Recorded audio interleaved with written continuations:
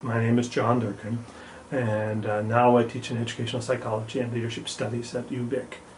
I've been here teaching since 1980 or so. Before that, I worked with young people always, mainly on the, initially anyway, mainly with juvenile delinquents on the street and in organizations. Initial questions when we were talking kind of indicated that I might have had a plan or a motivation. I can't say that I did. Something interested me in people and what they were doing, so I felt driven in a sense to be involved in that, even though my undergraduate degree was in science. Now that may have been partially that I had my own problems, and so I was looking to solve my own problems by talking and working with other people.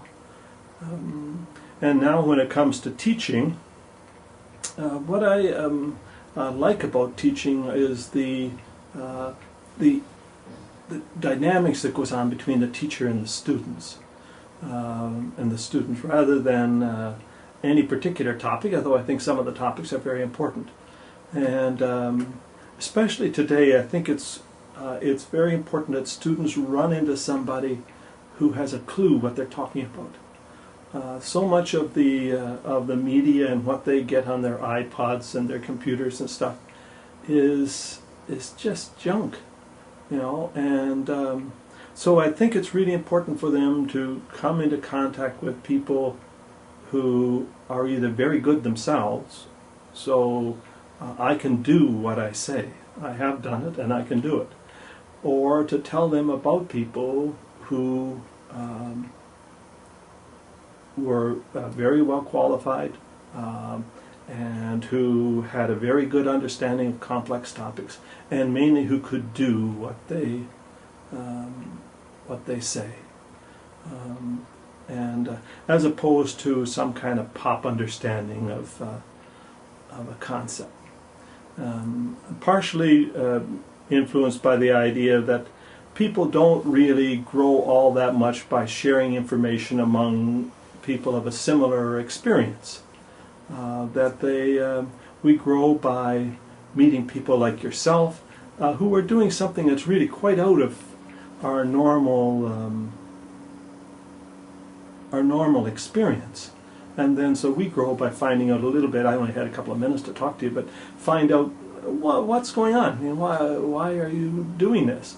And I think the same goes for the students, that they grow by coming in contact with somebody who's sort of outside of their normal experience and who has insights and understanding, maybe in a very small area, but insights and understanding that are a little bit beyond where theirs are.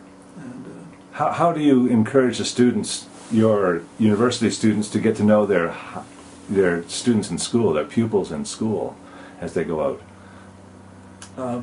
Well, there's two answers to that. The first is by providing them with trying to provide them with a broad understanding that people are deeper than what they think, so that to really get to know their students, they have to have some kind of an in-depth understanding of what human beings are, you know, as opposed to some little biography kind of thing, you know, like you live on this street and so on. So they have to have some feeling for what human beings are. How do human beings behave? How do they learn? That kind of thing. And then in the courses that are appropriate, I try to encourage my students to have empathy or charity for people, because part of the thing of understanding our students is understanding that when they may not be doing exactly what we want, chances are it's for their own reasons, having nothing to do with us at all. And so to be able to work with them, we have to be able to come to a little deeper understanding of why they might be doing what they're doing. So in terms of seeing any turnaround for my students or aha moments, I honestly would have to answer that I'm surprised sometimes when students come back and come and see me and say, I really enjoyed that. I really I benefited from that, because really, I'm sorry, but I haven't really noticed. Once in a while you might notice a student who all of a sudden, oh, I see. But I find far more often, I find out about it by accident almost, or years later that somebody comes up and says, I really benefit. I still get cards from people like 40 years ago, and I don't know why. What are they saying it? Oh, thank you, happy Merry Christmas, do you remember me, and sometimes it's how much they benefited from or how much I influenced what they did. And I would have to say that at the time I didn't know. So who's influenced you? Initially, I suppose I was influenced by people that I studied and read. Later on, I became influenced by people that I met.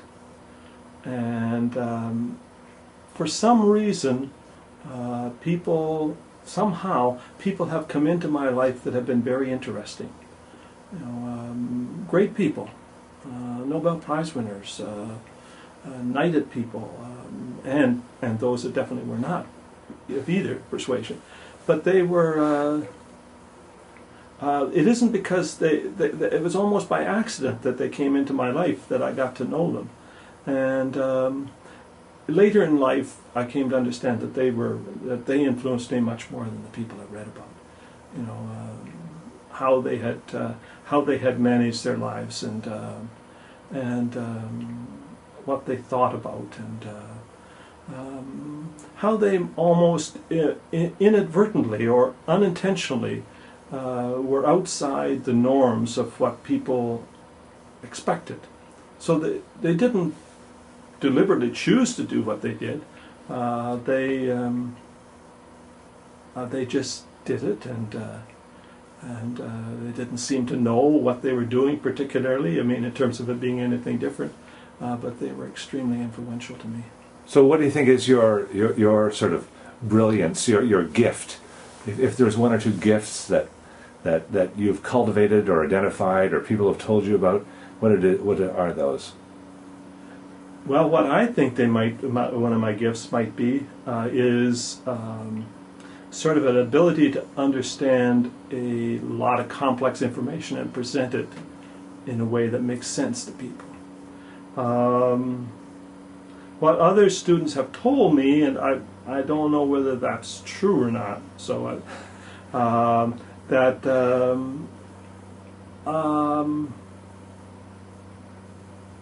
don't know, they kind of trust me or something.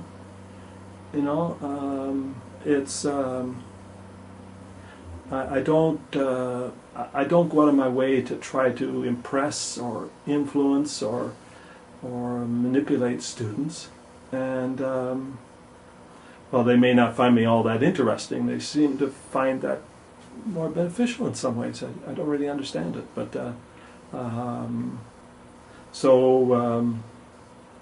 they often tell me it's this feeling of trust, that they could kind of, if I told them something, that chances are it was true.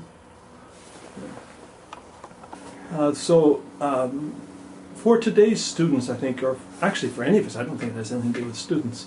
I think an essential skill is not to confuse personality with integrity.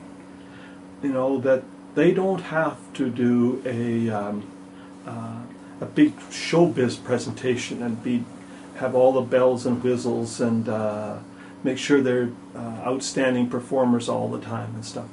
What they really have to have is a feeling of personal integrity, and that I'll do my best, that I'll treat the students as well as I can, that I'll be fair to them, and that I'll work as hard as I can. But while it is true that students high school students or whatever, might be attracted to somebody that had a lot of blitz to start with, I think in the long run, the students that just have this feeling of integrity and do their work as well as they can will be the best teachers. Is that developed or inherent or what? Well, part of it is developed, I think, in the sense of feeling that as a person, the teacher feeling as a person, that they're okay. They don't have to go around impressing people all the time. You know, and particularly their students, they don't have to go around impressing them and acting in a way that's not integral to themselves. And so part of that is, I think, as we get older, we learn that we are okay. You know, we may not be as dynamic as somebody else that we see, or have all the skills and talents of other people, but that we're okay. Well, challenges. I think what I've learned about challenges is that most of them never happen. So my biggest challenge has always been, for me anyway, to overcome my own mind and its playing of scenes and worrying about things and rehearsing things that didn't go right, and at least what I think didn't go right.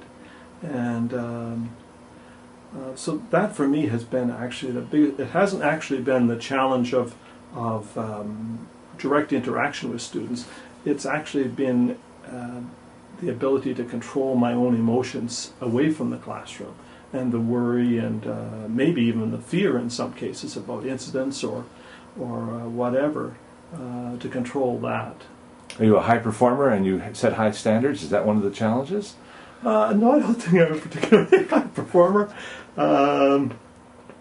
It's just that you know, when you're interacting with people all the time, there's always little incidents that occur, and it's hard to really keep those localized to when they actually occurred, and not have them spread into other areas of your life, so that you find that you're worrying about some incident that occurred,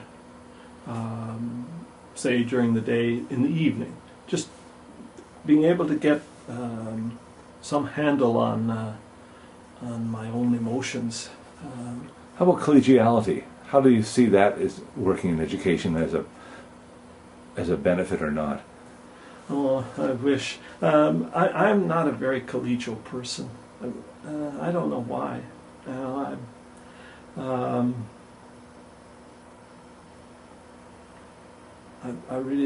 I could see that it would be a nice thing and work for other people. I tend to be kind of a loner. I find most teachers are. Shut the door. Let me do my work. It's not that of course, my initial professional development had to be how to do the thing. Right. So that is very important. You develop the skills to how to organize information and how to teach it and these kinds of things. Then, once I got that finished, then I was no longer gaining very much from that kind of development, or even going and hearing academic papers and things. So it became more important for professional development to either meet or read, preferably meet or read about people who had developed themselves more, and who had deeper insights about what it meant to be human or spiritual or whatever, you know, and that tended to be, say in the later years, that tended to be more important. That's cool.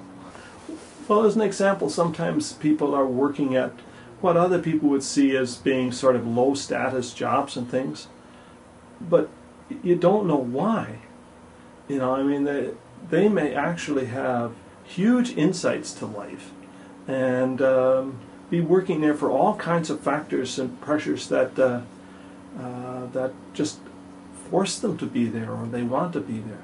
So I don't really think that it's too much that you're more likely to meet at a university people who who have deep insights into what it means to be a total human being, than you would necessarily meet at, you mentioned a bank or at a bank or wherever. You might just run into these people any place.